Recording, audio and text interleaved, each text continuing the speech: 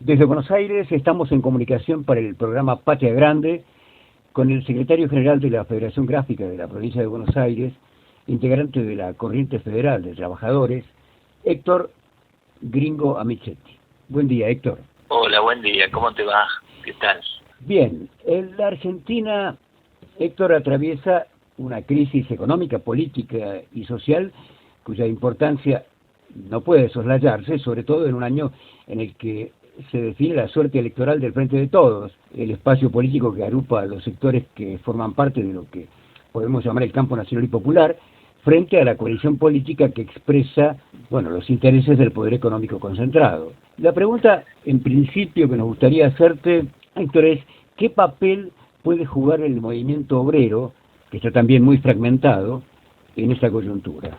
Bueno, nosotros tenemos la opinión del conjunto de gremios que integramos la Corriente Federal de los Trabajadores, que el papel de precisamente del movimiento obrero organizado es central, ¿no? Lamentablemente en la práctica hemos visto que muchas de las cuestiones que se deberían dirimir desde el punto de vista político por parte del gobierno con los factores de poder, que sabemos que no actúan en función de la defensa de un proyecto nacional y popular, sino en defensa de rentabilidades o en algunos casos con aspiraciones mayores, como es a través del endeudamiento externo que generó el gobierno anterior, condicionar precisamente el rumbo, las riquezas del país. Bueno, para nosotros eso es fundamental, que un gobierno lo aborde definitivamente con el apoyo de los sectores populares y fundamentalmente con la clase trabajadora organizada. Esto no se ha venido dando en los últimos tiempos y estamos en una coyuntura realmente complicada, en donde por supuesto que la deuda externa y el acuerdo firmado con el fondo pasa a ser el condicionante mayor. De hecho, este tema de que el gobierno esté permanentemente teniendo que someter sus decisiones políticas y económicas a lo que digan desde Washington, y lo que significa la inestabilidad económica en el país a partir de sectores que especulan con una devaluación y sectores que también especulan en función de esa perspectiva devaluatoria, remarcando los precios y generando un proceso inflacionario que realmente termina castigando muy fuertemente el bolsillo de las familias trabajadoras, ¿no? Es decir, nosotros entendemos que es una situación muy especial, llamaríamos de emergencia en varios aspectos, emergencia en cuanto a las remuneraciones, sobre todo una gran parte de los trabajadores y trabajadoras que no están con convenio, y aún estando en convenio algunas categorías de muchísimas ramas de la industria y del servicio que están por debajo de lo que el propio gobierno señala como un ingreso básico para no estar debajo de la línea de pobreza, ¿no? Pero está marcando en 190.000 pesos por mes como mínimo. Así que allí para nosotros habría que atender esas cuestiones, en principio como cuestiones urgentes, ¿no? El tema precio de alimentos y el tema ingresos de las familias trabajadoras. Ahora, ¿cómo se hace para llevar adelante una propuesta, medidas como las que razonablemente estás manifestando? Control de precios, mejoramiento de la capacidad adquisitiva del salario, es decir, mejoramiento concretamente del dinero en el bolsillo de los trabajadores.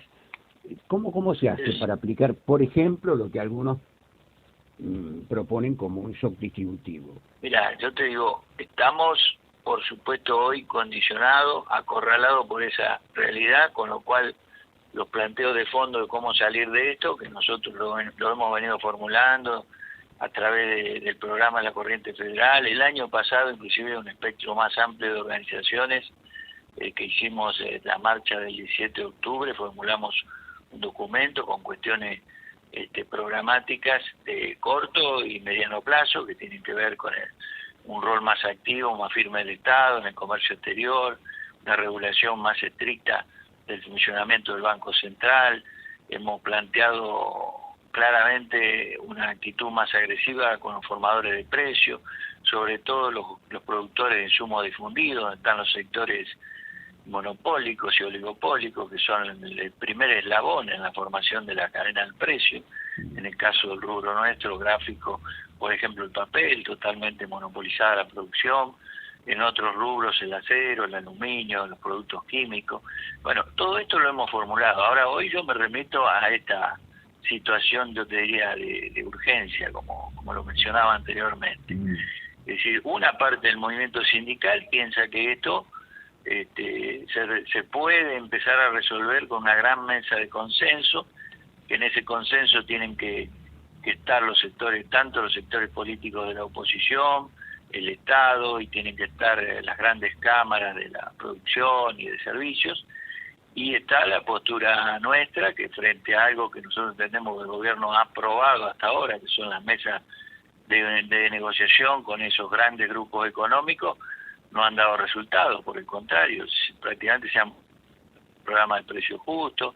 El gobierno hoy tiene un promedio inflacionario superior al 7%, cuando tenía proyectado estar bajándolo al 4, al 3%.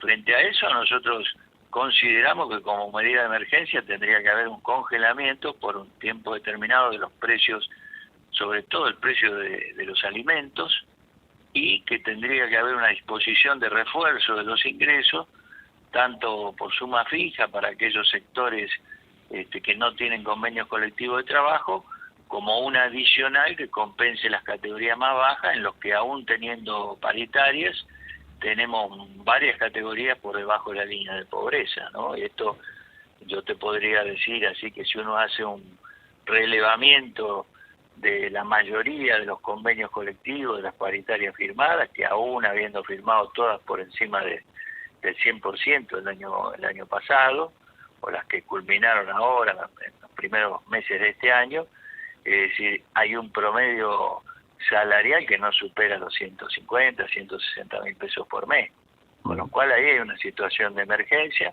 en donde es fundamental recomponer ingresos de quienes están, digamos, con los salarios más bajos, y un congelamiento de los productos de la canasta alimentaria.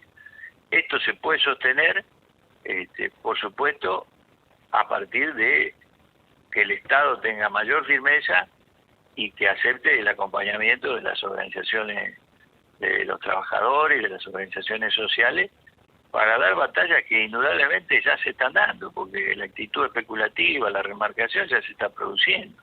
Héctor, el gobierno toma una posición más firme, bueno, tendrá el apoyo popular como para enfrentar a los grupos que quieran seguir especulando.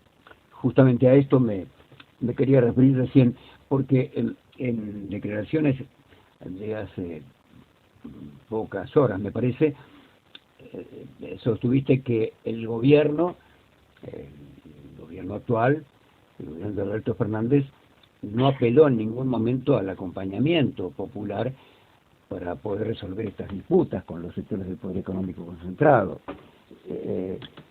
Pero también es cierto que desde la Confederación General del Trabajo, por lo menos de los gremios más importantes, tampoco hubo señales en ese sentido o acciones en ese sentido. Ya, yo te digo, hay una cosa que comienza desde el propio gobierno, y te doy un ejemplo. Cuando se lanza el planteo de la expropiación de Vicentín, es el gobierno el que tiene que convocar, y yo estoy convencido que hubiera sido acompañado por todos los sectores sindicales. Con algunos nosotros tenemos mucha diferencia, pero sabemos que hubieran acompañado ese proceso de expropiación de Vicentín. Y no es un tema menor, porque era una demostración de fuerza ante esos grupos económicos que inclusive estafan al Estado, estafan al pueblo, y que hoy, teniendo posicionamiento en ese sector clave para la formación del precio de los alimentos, estaríamos en otra situación. Bueno, yo creo que la primera responsabilidad es del propio gobierno. Si el gobierno considera que no tiene apoyatura popular, pero ni siquiera convocó a las organizaciones sindicales a apoyarlo en esa expropiación, creo que ahí hay un problema muy serio. Es decir, el movimiento sindical actúa como ha actuado históricamente, también en función de la decisión política que tenga el gobierno. Las batallas no se pueden dar dispersas. El que unifica es un gobierno que por otra parte, si es un gobierno de la democracia, tiene que representar la voluntad popular, tiene que ser quien planifica, quien pone el rol del Estado donde tiene que ponerlo, y tiene que, desde el punto de vista nuestro, esa voluntad popular, convocarla a expresar el apoyo cuando son medidas a favor del propio pueblo. Eso yo te lo puedo asegurar, que en eso acompañaría todo el espectro sindical. Todo. Pero si no hay voluntad del gobierno porque piensa que es imposible confrontar contra los grupos de poder, que piensa que la única manera es buscar un entendimiento con esos sectores que están por encima de la democracia, bueno, es muy difícil que vos unifiques después la parte de las organizaciones sindicales y sociales, ¿no?